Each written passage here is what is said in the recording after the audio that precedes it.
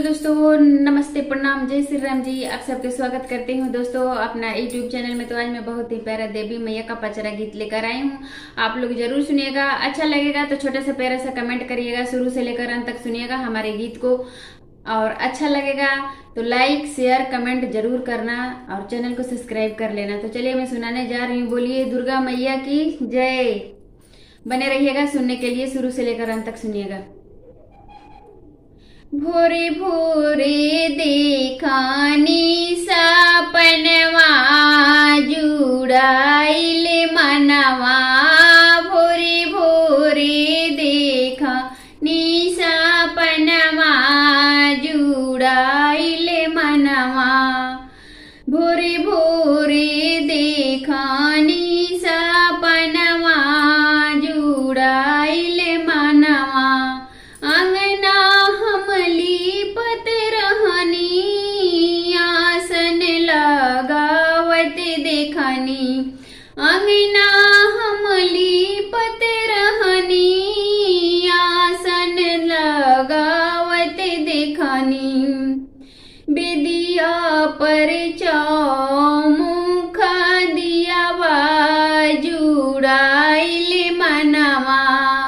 बेदिया पर चौमुख दियरा जुड़ाइल मनवा। लाली लाली डोलिया देखनी ललकाओ हरवा देखनी।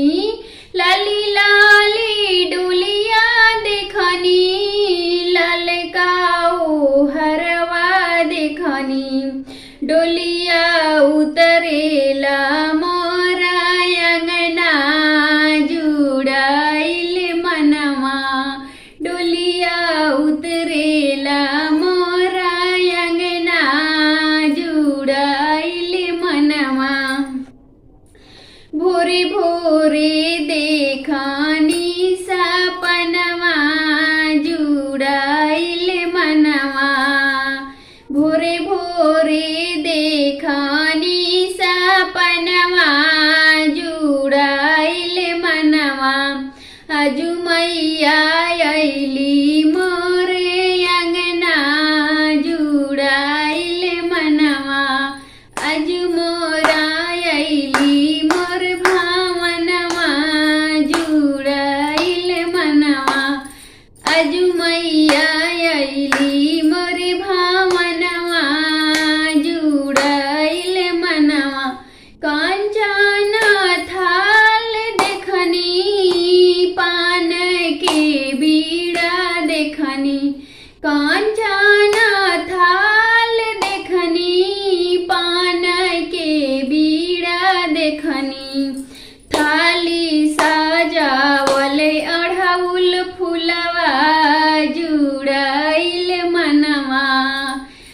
थाली सजावल अढ़ाउल फुलवा जुड़ाइल मनवा। गोतनी दे याद देखनी सखिया साले हर देखनी। गोतनी दे याद देखनी सखिया साले हर देखनी। सब मिली उतारेली आरतिया जुड़ाइल मनवा। सब मिली उतारेली आरतिया जुड़ाइल मनवा। भोरे भोरे देखानी सपनवा जुड़ाइल मनवा।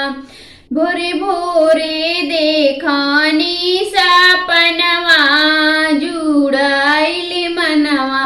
ललकी चुनरिया देखनी मैया के ओढ़त देखनी। ललकी चुनरिया देखनी मैया के ओढ़त देखनी। मैया जी बैठेली मोरे आंगनवा जुड़ाइल मनवा। मैया जी बैठली मोरे आंगनवा